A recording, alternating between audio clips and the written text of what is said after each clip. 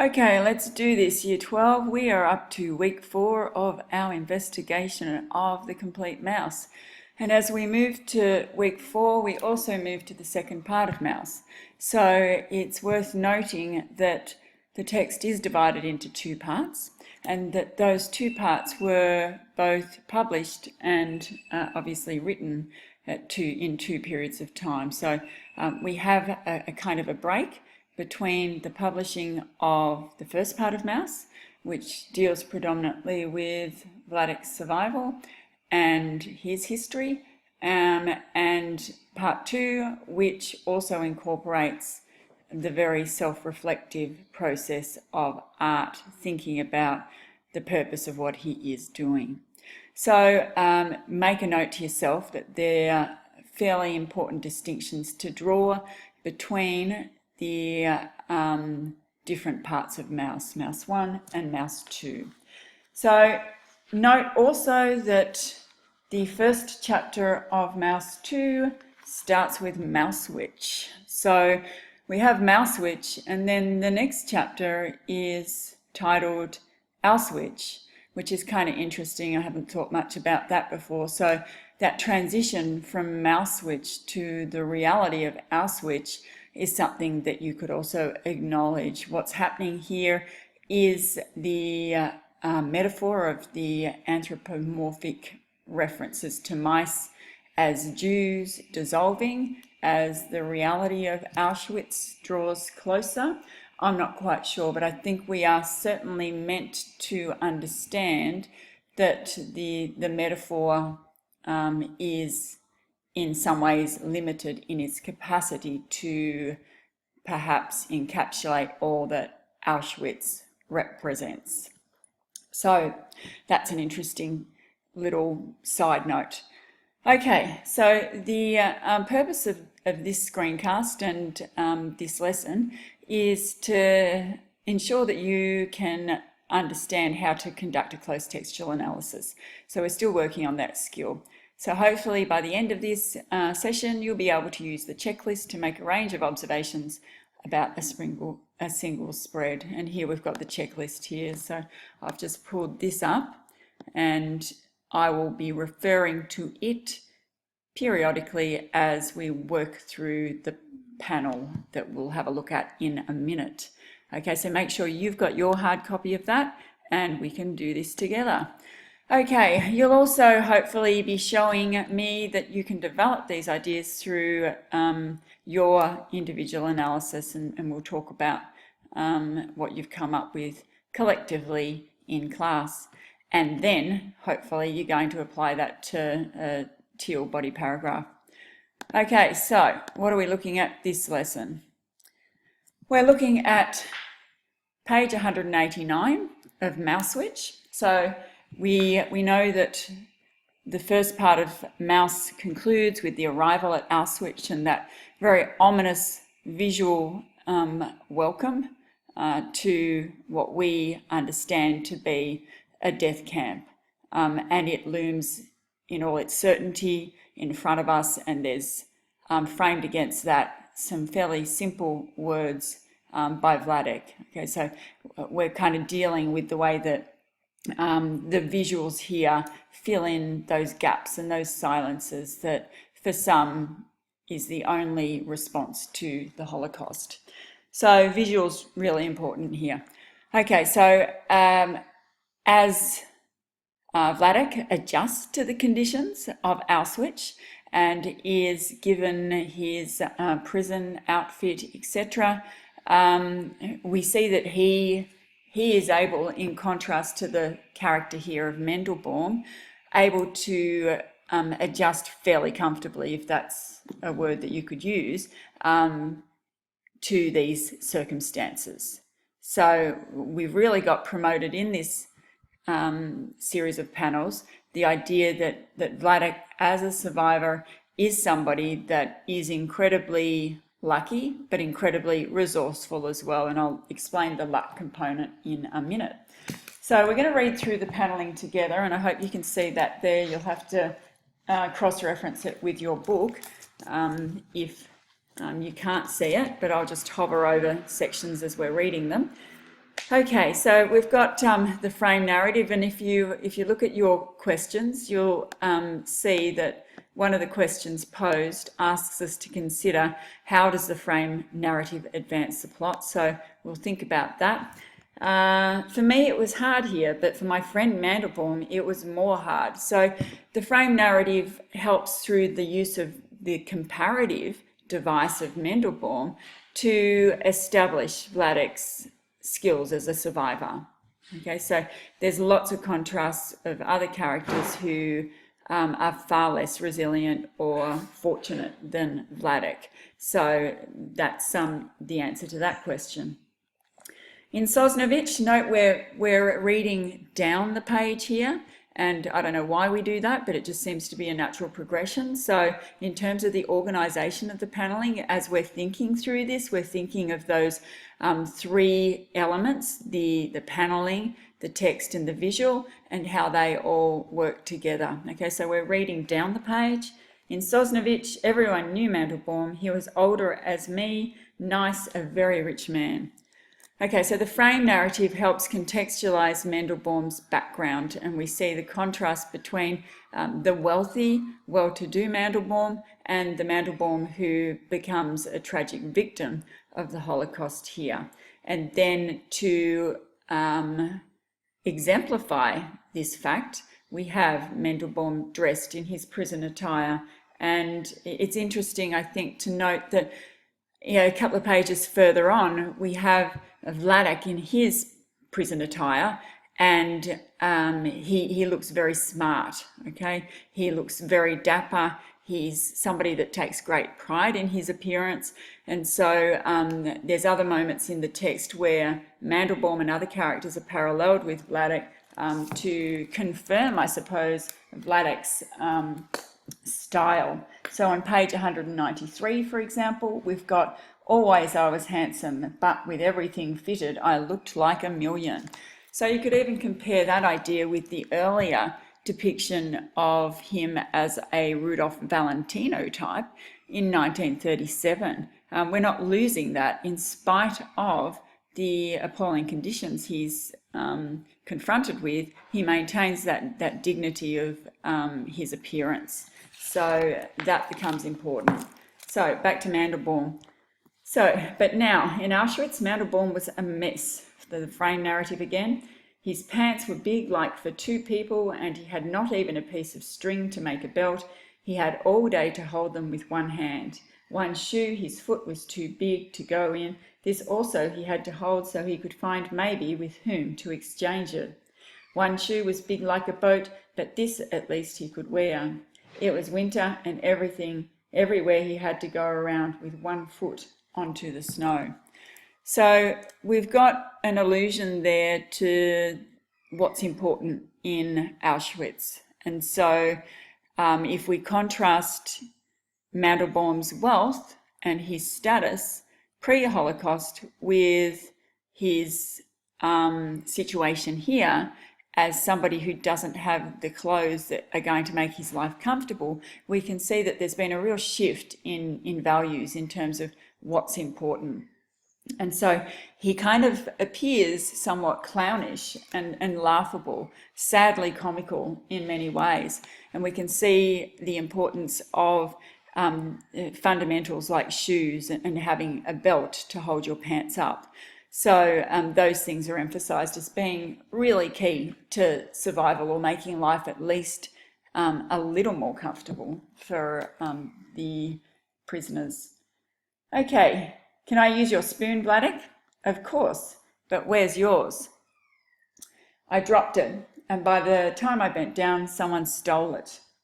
For a spoon, you could get a half-day's bread. Okay, so we're moving into the historical narrative with the speech bubbles here and that shift back in time, but then we've got the explanation from Vladek in regards to some of these kinds of rules that governed Auschwitz. So the idea that a spoon could be traded for half a day's bread is an important little anecdote, because it helps demonstrate the way that Mandelbaum suffers, not only because of his clownish attire, but because of the lack of a spoon as well. And it also hints perhaps at, his incapacity to be really sharp and really shrewd in responding to his conditions. So we've got, again, that inference to survival that it's every man for himself, that you really need to be so on the ball in terms of making sure that you're attuned to the present day dangers around you, not only from the SS officers, but from the Jews themselves, who are going to opportunistically take what they can from you. And another little side note, you can refer back to this whole idea of, Reggio Park, 1958, friends, then you'll know what it is, friends. So that quote, I think, resonates here as we're looking at some relationships. And here it seems to me that Vladek is attentive to the needs of his friend, and I'll talk a little bit about that more in a while. But that whole idea of friendship is something that is hinted at here as well. I spilled most of my soup too. When I asked for more, they beat me. So he just doesn't know how to go about adjusting to these conditions. And that's in stark contrast to Vladek. So consider the way that minor characters function throughout the text and what their purpose is in providing a counterpoint or a contrast to Vladek's survival. Okay, so I think that can be quite a useful device to get to know a few of those minor characters and to track their response to the conditions they find themselves in, and contrast that with Vladek to emphasize his survival. I hold on to my bowl and my shoe falls down. I pick up the shoe and my pants fall down. But what can I do? I only have 2 hands. My God, please God, help me find a piece of string and shoe that fits. But here, God didn't come. We're all on our own. Okay, so we've got the despair that arises from Mandelbaum's incapacity to be comfortable in this situation. And we don't have this on this page, but if we look at the conceptual framework, and I'll turn to these questions here, we see that elsewhere in the text, Vladek makes it very clear that he goes out of his way to help his fellow inmates in their struggle to survive. So the following page, for example, refers to the great risk that Vladek takes when he gets the job of being the tutor to the Polish capo who wants to learn English because he's frightened that the war will soon end and it'll be a good idea for him to be skilled in speaking English. So again, another little side note, if you turn to page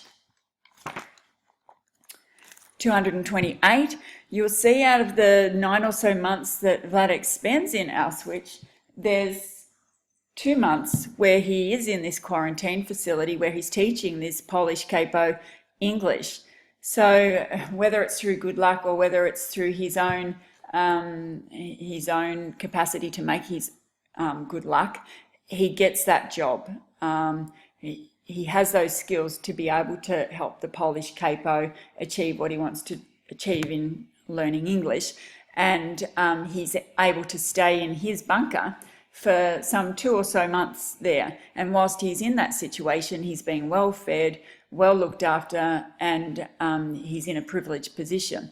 So back to the friends question though, he doesn't dismiss Mandelbaum. So he's very concerned about Mandelbaum here, and even if you look back at page 188, you'll see that there's this reciprocity about the way that friends help each other out over the course of the text. So this whole idea of friends is an interesting one. If you go back to Reggio Park, 1958, friends, then you will know what it is, because his relationships with people is quite strong, and there is a sense of loyalty there.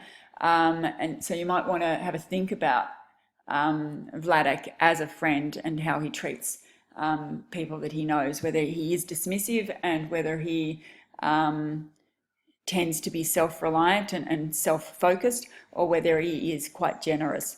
So the preceding page speaks of the priest who restores his faith upon arrival at Auschwitz, when he is quite despairing and looks at the tattoo and the number on his arm and sees that perhaps there's something that can be divined from that infers good luck, and that he's going to get out of Auschwitz alive. So there is that, again, that idea of reciprocity, as the priest helps Vladek,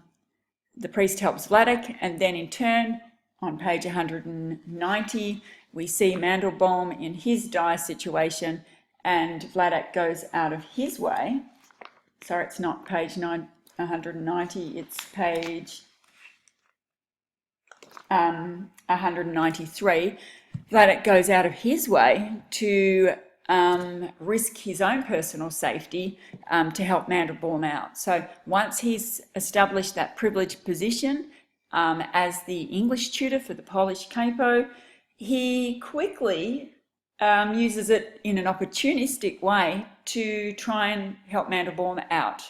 So he asks for a new set of shoes, and we can see the viciousness on the Pole's face, who's represented as a pig, who says to him, "You Jew, you've only been here a few days and you're ready to do business." So we can see that Vladek is quite opportunistic and quite audacious. So he doesn't ever just sit in his comfort zone. He's constantly pushing the boundaries to try and improve conditions for himself or his friends. And the Polish capo does relent and does give him some shoes. But the tragedy of Mandelbaum is that it doesn't matter what Vladek does, randomly he is taken to the gas chambers. And there's a sad turning back to the frame narrative when Art asks what happened to Mandelbaum, because clearly Vladek's gone out of his way to try and aid his survival, but alas, he perishes. And Vladek just uses some conjecture to imagine or to fill in the gaps about perhaps what happened to him. He doesn't really know, but he knows that he's perished. So I think we've got this undercurrent of sadness that, in spite of what Vladek does to try and save other people in the camps, he's ineffective. And I know 12 Red, we looked at the panels where he has to go and hide it in Mr. Ilzicki's upstairs house and wait for the commotion to die down outside as Jews with papers or without papers are taken away or shot. And there's a sideways glance that suggests that he is deeply affected by the events that are happening, and yet he's powerless to do anything. And so if you're looking at building a profile of Vladek as a character, we can see that in the frame narrative we've very much got that sense of Vladek wanting to control situations, wanting to control other people's lives, wanting to control his money, wanting to control his health.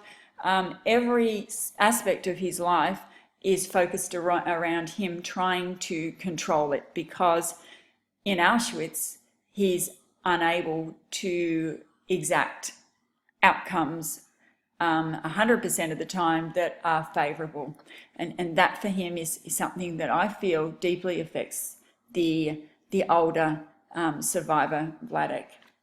Okay, so I've strayed somewhat. I've probably covered all those questions without actually looking at them. I might just go back and have a bit of a look. As you know, I'm a big picture thinker, so conceptually I think I've got a handle on what's going on here, and our theme of survival. And we haven't really talked much about art and representation, but probably some of the imagery reflected on page 189 needs deeper analysis.